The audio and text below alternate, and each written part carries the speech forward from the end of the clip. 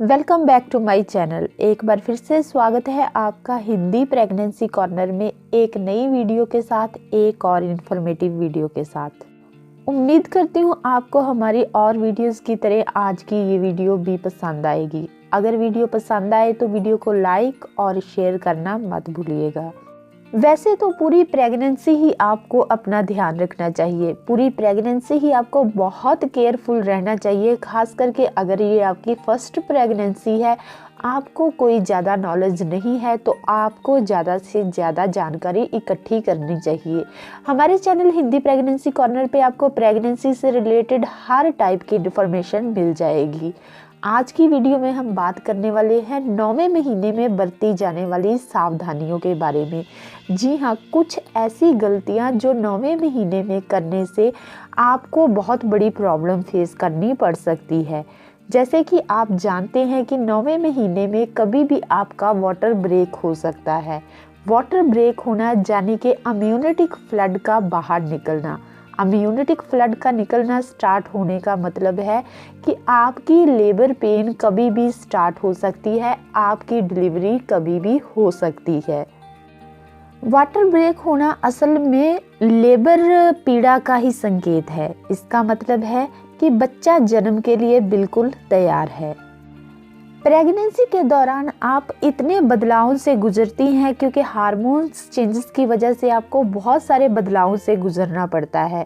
आपके शरीर में अनेक परिवर्तन होते हैं, आपको छोटी छोटी बातें भी दुखी कर देती हैं।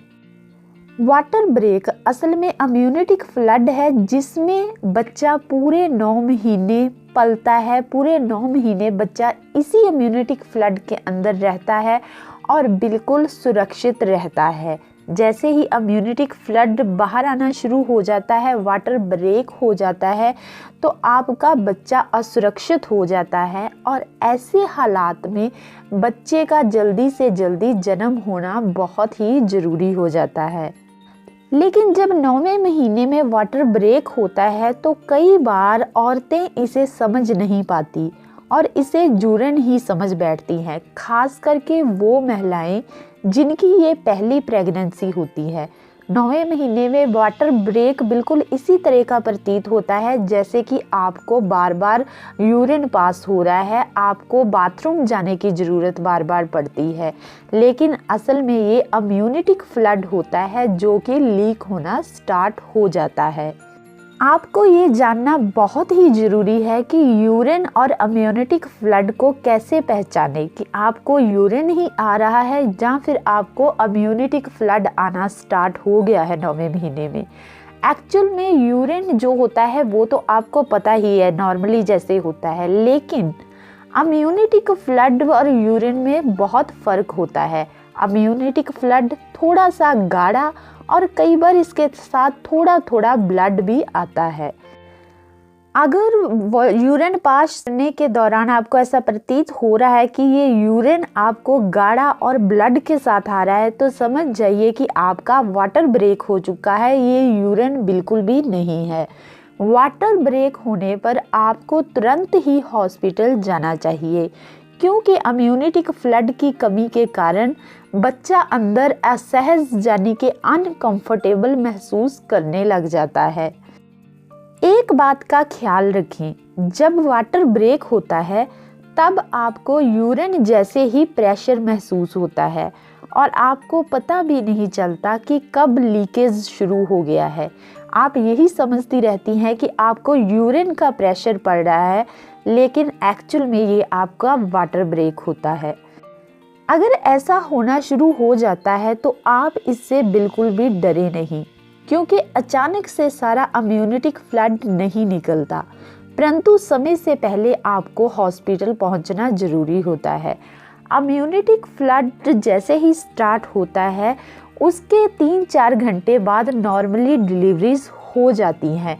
तो कहने का मतलब ये है कि इम्यूनिटिक फ्लड स्टार्ट होने के बाद भी आपके पास इतना टाइम रहता है कि आप आराम से हॉस्पिटल पहुंच सकती हैं, लेकिन आपको सोचने समझने में टाइम बिल्कुल भी वेस्ट नहीं करना। कुछ महिलाओं को इम्यूनिटिक फ्लड लीक होने के बाद लेबर पेन स्टार्ट होती हैं वहीं कुछ महिलाओं को अम्यूनिटिक फ्लड लीक होने से पहले ही हल्की हल्की लेबर पेन स्टार्ट हो जाती है। कुछ महिलाओं को वाटर ब्रेक काफ़ी लेट होता है, डिलीवरी से 1 घंटा या आधा घंटा या 2 घंटे पहले। लेकिन कुछ महिलाओं को वाटर ब्रेक स्टार्टिंग में ही हो जाता है और उसके बाद लेबर पेन स्टार्ट होती हैं।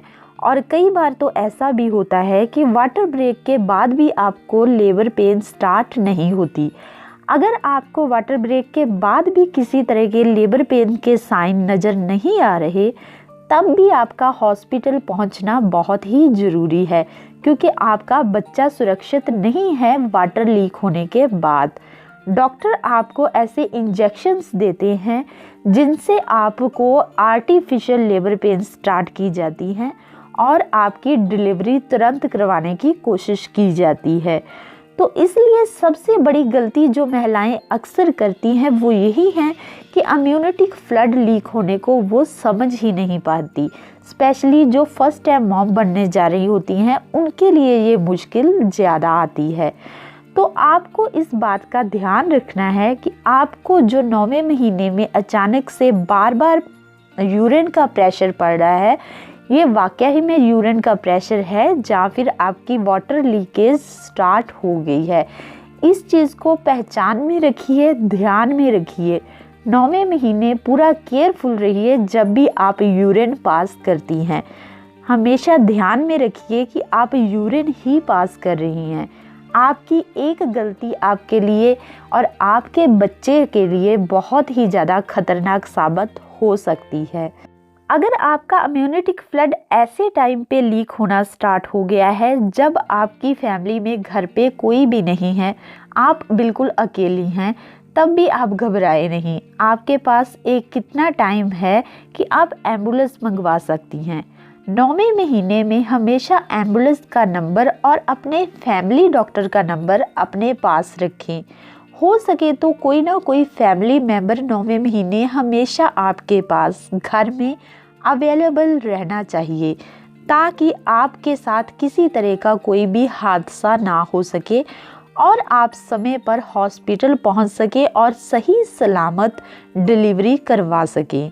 वाटर ब्रेक होने पे कुछ महिलाओं को अजीब तरह की फीलिंग आना स्टार्ट हो जाती है, वोमिटिंग आने को होने लग जाती है।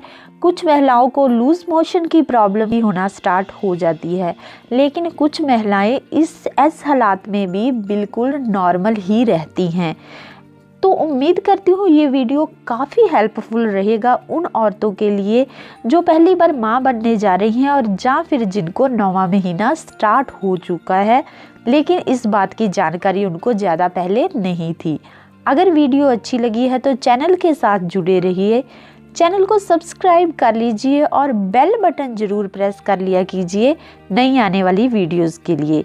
मिलते हैं एक और वीडियो के साथ, तब तक के लिए हमें दीजिए इजाज़त। धन्यवाद।